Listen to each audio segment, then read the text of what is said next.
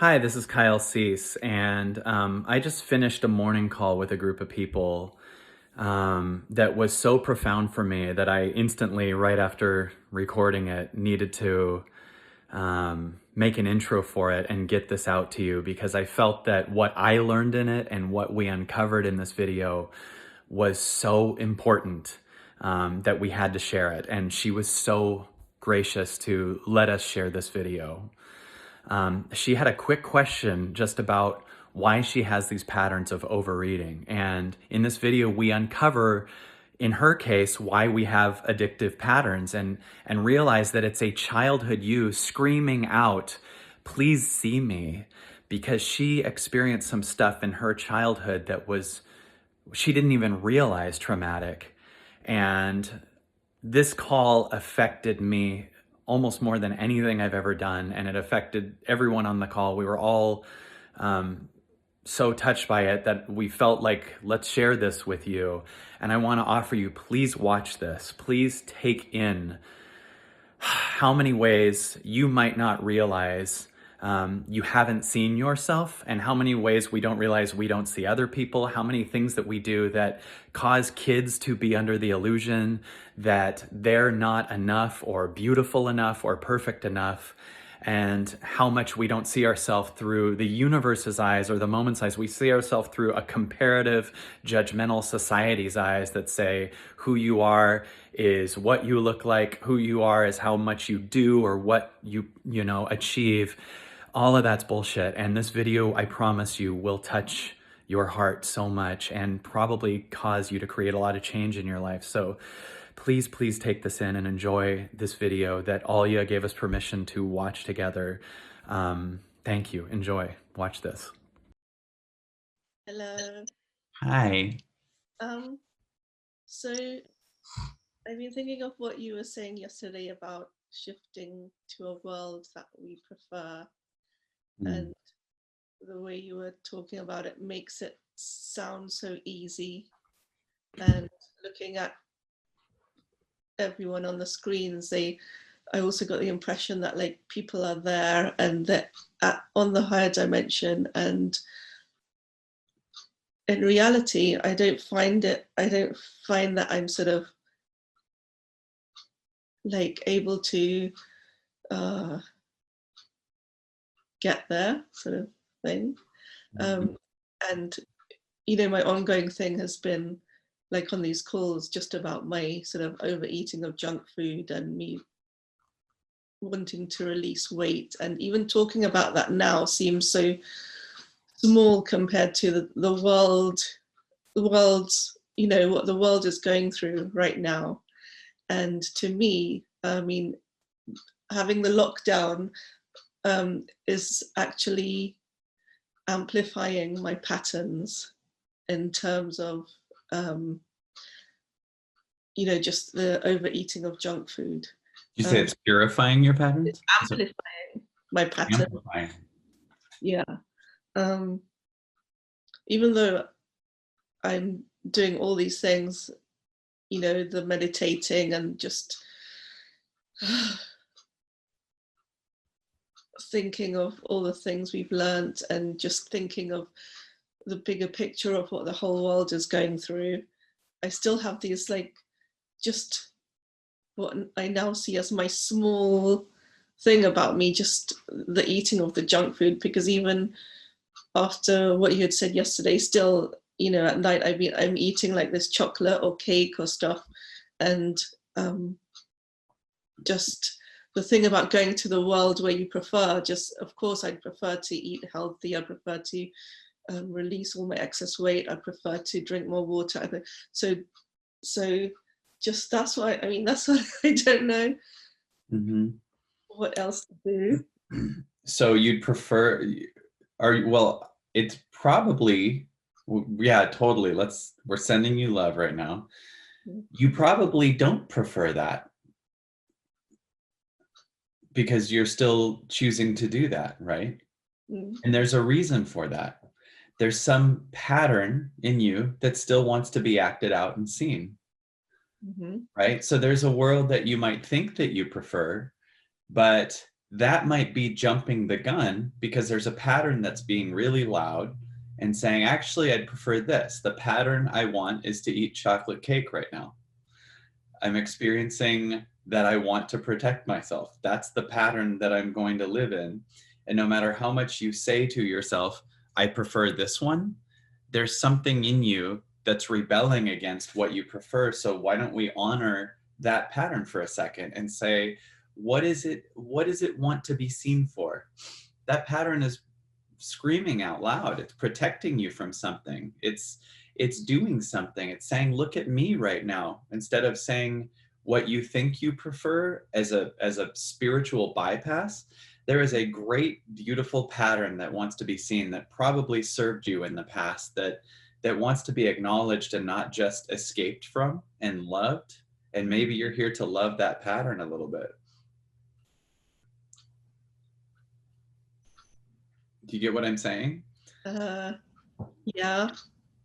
So let me ask you this. The pattern that eats chocolate cake, right? The pattern that is eating and rebelling and whatever else, right? That's there.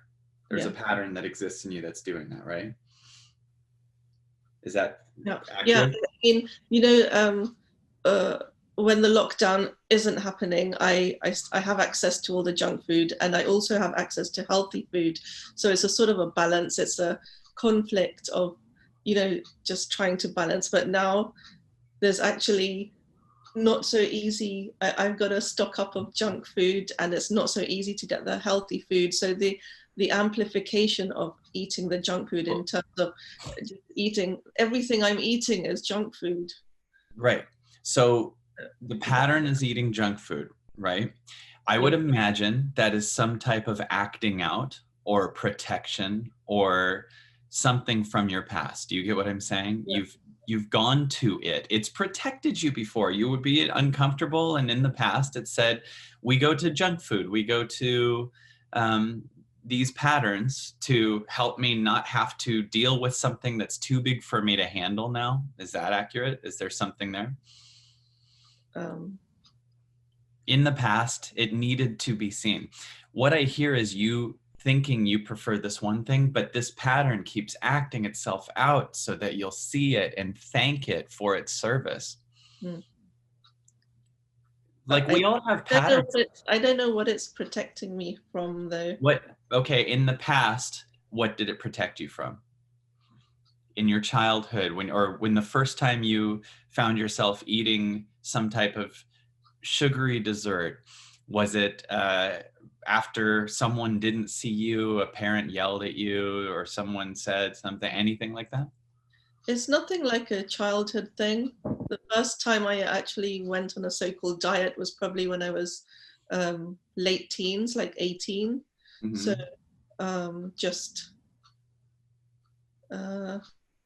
I guess just comparing myself to other girls. I mean, even then I was just fine, and I thought I needed to lose that extra bit of weight. So here's a reason this pattern's still here, is because there's a pattern that it's protecting you from that's under it. It's going, I'm going to have this one, and guess what? There's a pattern that's under this too. Your comparer, the part of you that compares yourself. And when finally comparing yourself to other people is overwhelming, this other pattern acts out. It's interesting this is coming up today, because in my meditation today, I sat there with patterns that protected me, that might no longer serve me now, but really got me to here. And instead of like just trying to get to the one I prefer, like yesterday was this amazing one I prefer, and I still did prefer that, and it was right what I went through yesterday. And today, the old patterns that I left are showing up, but kind of broken off, and just wanting to be held and loved. Like my pattern of 30 years that was on stage and more connected to an audience than my soul. The pattern that knew how to just, be there on a space on stage and perform. Man, that pattern, like, now isn't my highest calling. There's a me that's being a space for it. But today I just like thanked it. I was like, wow, thank you for all these experiences and just thought of the amount of times I had so much fun on stage or protected myself or was really able to use comedy as a deflection mechanism when my emotions were too scared of what someone was telling me, that could use awareness to get love, that could use all these things, these patterns that I just sat there with me at 12, 13, 14, looked at me on stage at 15, me at a Silomar too, me performing at the Dolby Theater. God, I have this crazy history and flip book of memories in my body that aren't necessarily my identity anymore, but they're still here to say thank you to. And all of us have these patterns that some of them are, they're all to protect us at the best consciousness we know how. And some it could be, God, it was so fun to eat that chocolate cake when I was having a hard time comparing myself to other people based on patterns I learned in my childhood. It was so, like, we could all just be there and instead of trying to leave a old pattern and replace it with a new one, hold a massive space of capacity for that pattern that blocked you, protected you, that disassociated, that you know, was needy, or you know, whatever patterns you have in you. Like, we also need to just thank it for its protection. And how nice that it was able to, when you felt not love inside of you, found love in chocolate cake. Right? It said, here's a place where we can feel love, even though this might not be the highest love we see now. Thank God for this, this pattern that, you know, was able to feel some sort of connection at a time where I couldn't feel it.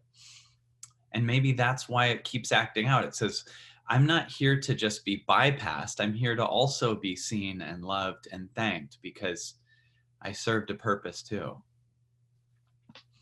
Like, maybe seriously, alcoholism serves a purpose for someone to protect you from a time you can't feel your own darkness, or you know, overeating or running or judging or worrying or procrastinating, or, you know, all the patterns that we have are also here to be held and loved, because we didn't know what the hell we were doing. We still don't. We know a teeny bit more. And we got to take it so easy on ourselves because life is overwhelming and sometimes we are not able to handle it. So we have to go to some addictive thing to help us. And have you felt compassion for that? Have you felt thank you for that?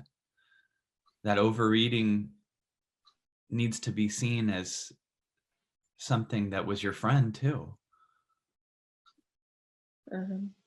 Yeah, when I'm saying that the first time I'm aware of it is when I'm 18, went on my first sort of diet, but then just as you're talking, and I realized I said that I compared myself to other girls.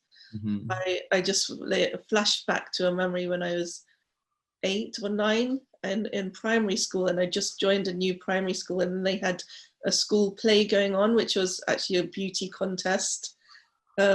Girls parading up and down as a school play, and I didn't even know that at the time I was 8 years old, but didn't know that the parts were pre-assigned, like who would win the contest. It was pre-assigned.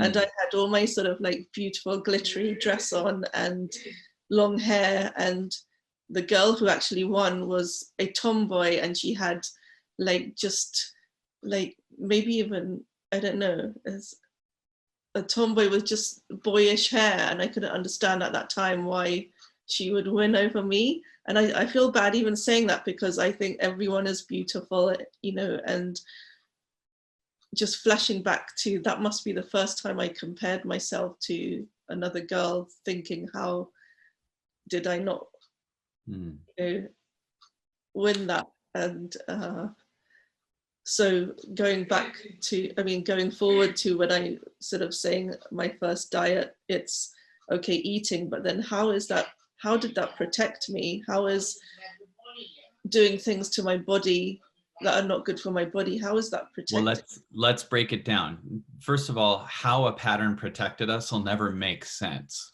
right? Like we're never, how did it protect me? That's not how to protect me. When we do a pattern, it doesn't make any sense, but we all have massively destructive patterns because none of us have the intelligence at the time to, you know, overlook it and go, what would be the most intelligent? Like, so we have to forgive ourselves for that. But the first thing I want to look at is when you lost that pageant, was that a feeling of trauma?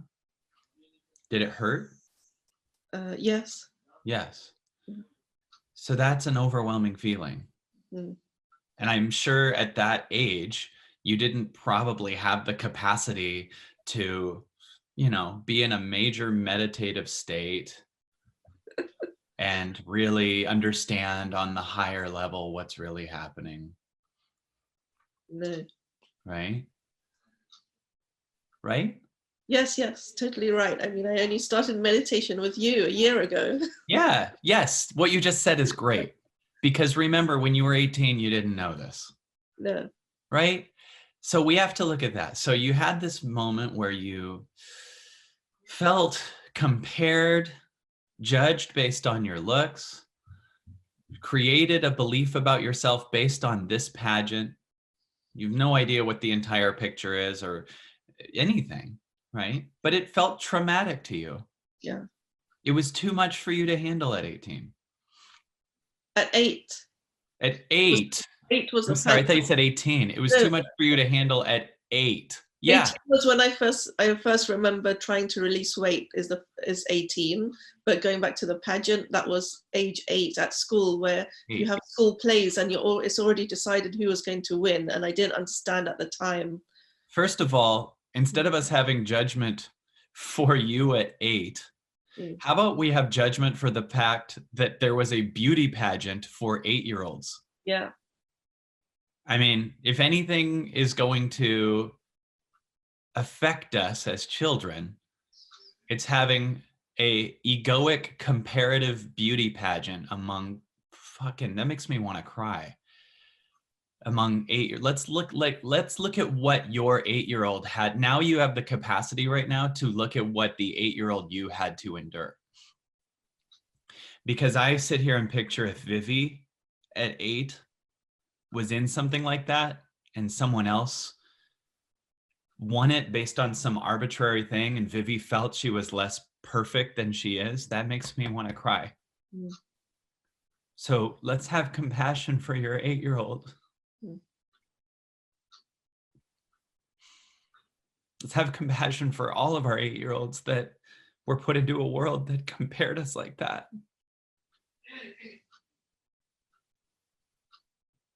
Like, that makes me want to cry for you. You know, and maybe you haven't really cried for you. To be compared like that. Someone else wins based on what? What some man judging the contest thinks? Like, what the fuck? You're all beautiful.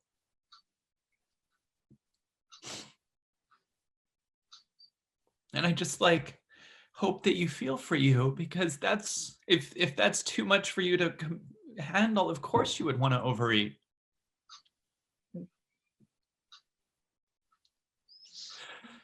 Like, have you felt for you that someone arbitrarily made you feel like you're less beautiful than you are?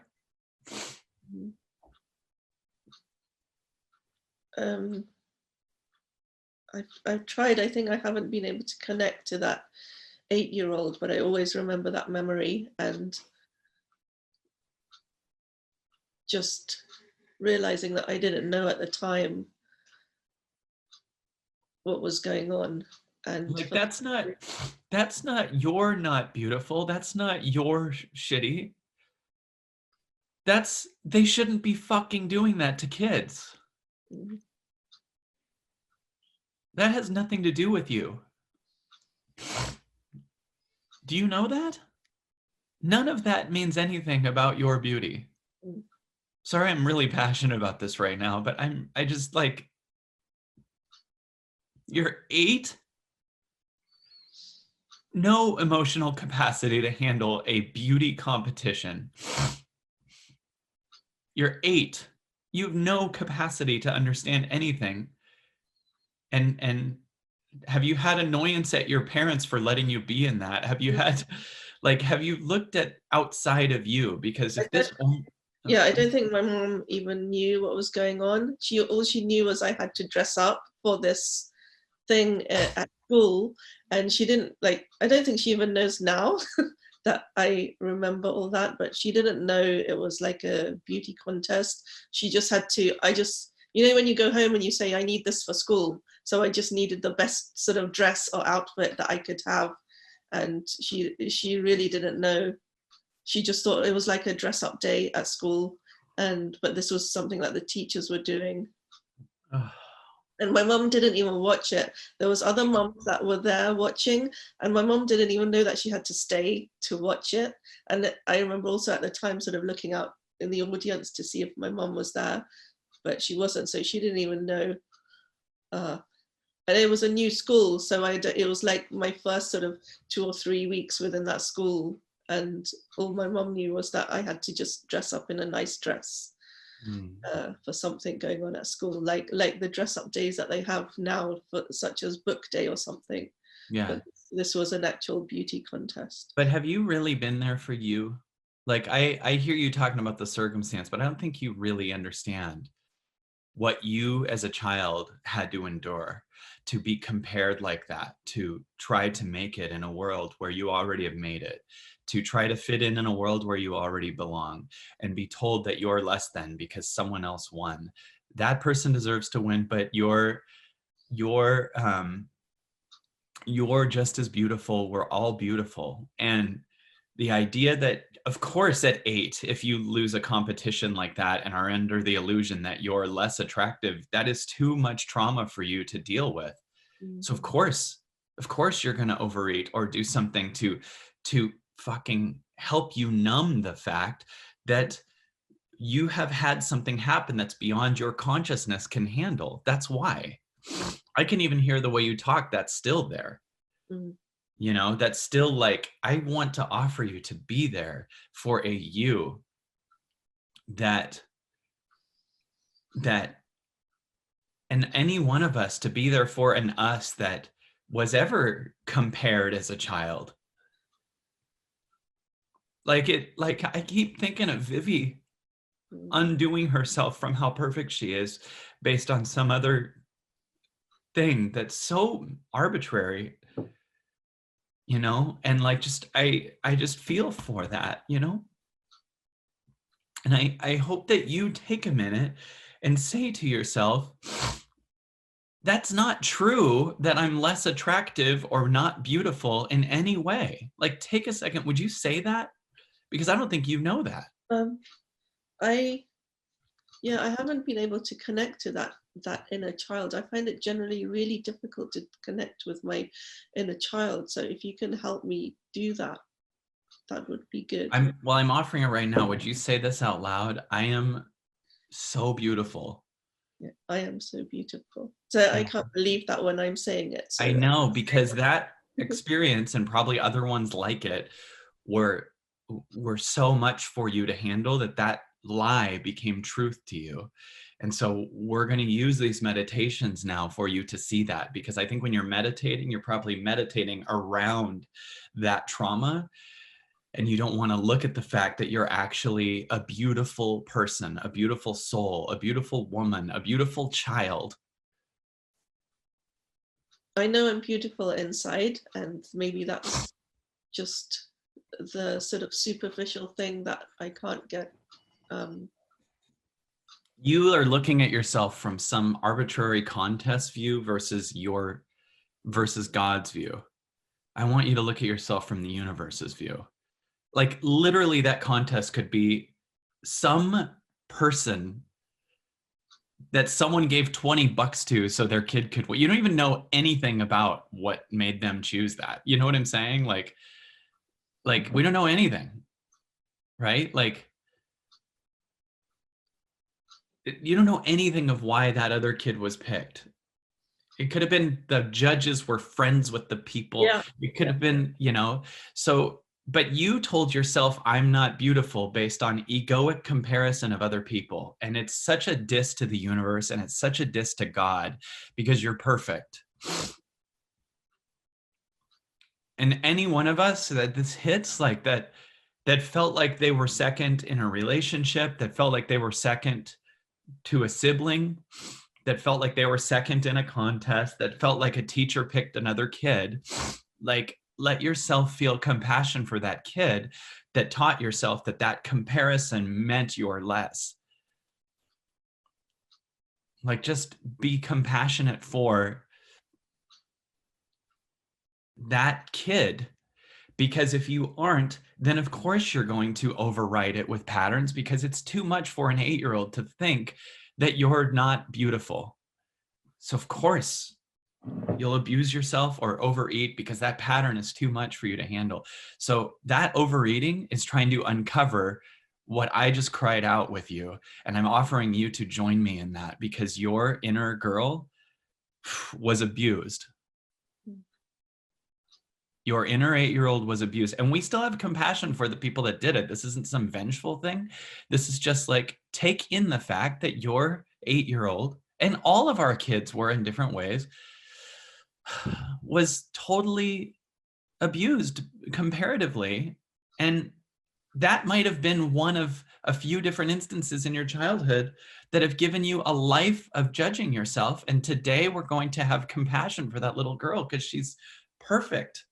Yeah, I think it's the first day that I've actually, like, you're speaking out how intense that actually was. I remember the memory, but I haven't sort of given it the sort of intensity of what that actually must have done to me. I mean, just flashing back, just when the winner was announced, I can still remember my shock as an 8-year-old, and Yeah. just after thinking, how can that have been? And so let's be there for that girl. I want you to be a space for that little girl. She's shocked, right? Can you be there for her like she's your daughter? Here's this girl that thinks she's less beautiful now. She's shocked. She's under this illusion. Can you have compassion for her? She needs a friend right now. She needs to know she's beautiful. She needs to know she's perfect.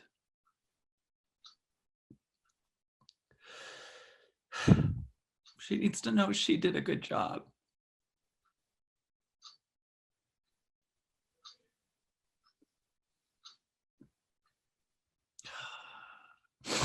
I can't stop feeling with you guys through this right now. The last couple of weeks have been huge. She needs to know. She needs to know she's okay. She needs you in this moment to let her know she's beautiful in one way or another.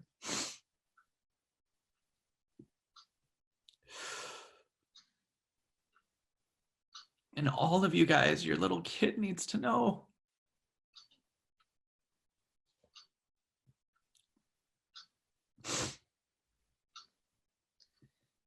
She's so special.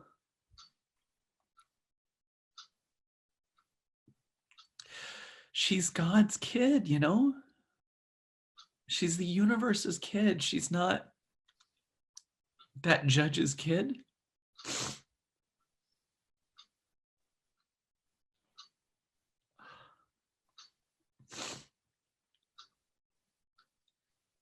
She deserves to know she's special.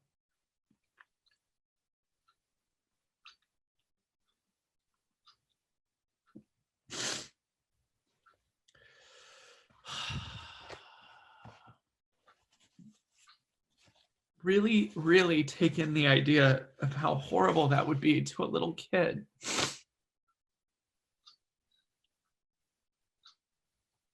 She needs to be seen by you. She hasn't been seen by you, so she's acting out. She's saying, you're shifting dimensions before you're looking at me. You can't shift dimensions without being there for me. So I'm going to keep eating until you look at me.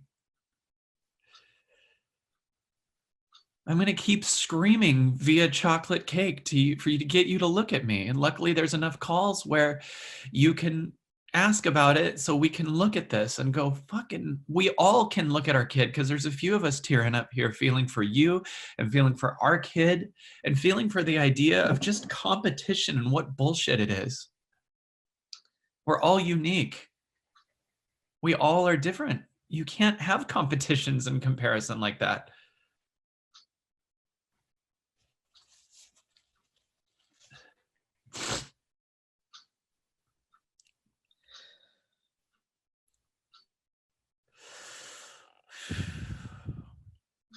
What is she saying? If you could go to that 8-year-old the minute she found out she lost the competition, what is she saying out loud? Would you tell me? She's saying, I'm not enough. No one likes me. I'm not attractive. What is she saying? Yeah, I wasn't beautiful enough. My dress, I thought my dress was just the best, and like no one even saw my dress. No one just, I'm just not like good enough, not beautiful enough. I wasn't even noticed. My mom's not there, even watching me. I wanted just my mom to see me here as well. So hold space for her, because you have an 8-year-old saying some really hard stuff, and I want you to just hold her. And what would you tell her? What would you tell an 8-year-old? What would you tell an 8-year-old daughter? What would you tell Vivi? What would you tell your daughter if a kid said, I'm not those things?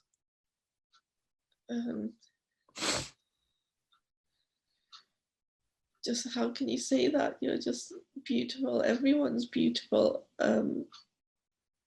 You're just the best, and I don't mean just the best. You're just so amazing and beautiful, and this like stupid rubbish competition doesn't mean anything.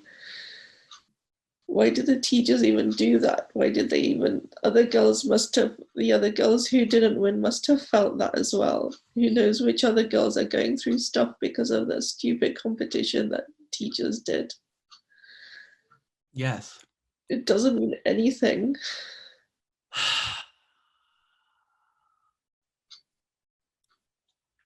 Wow. I'm so sorry that you felt that pain and didn't know all those years.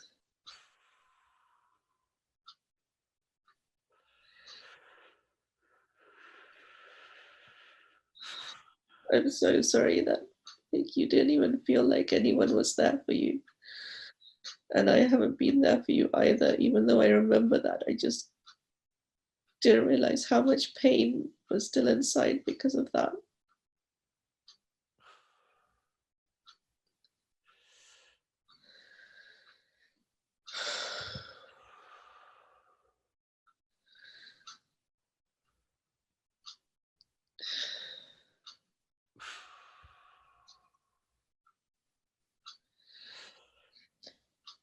Just I want you to know that you're loved so much, just so much.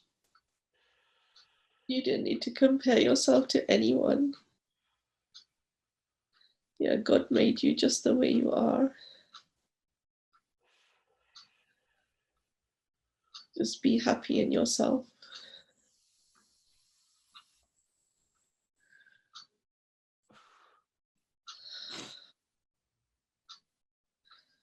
Just I'm going to give you so much love inside my body.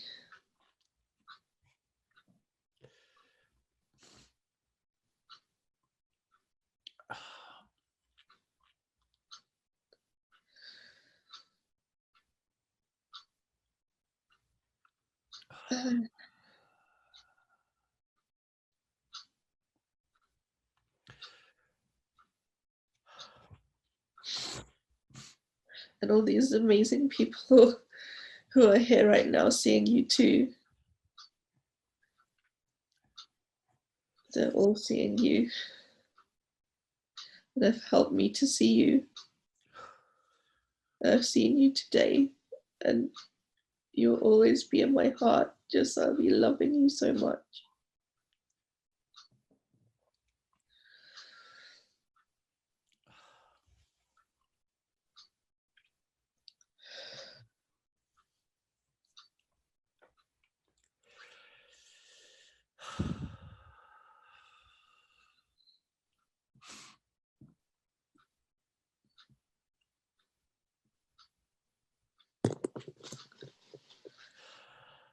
So good.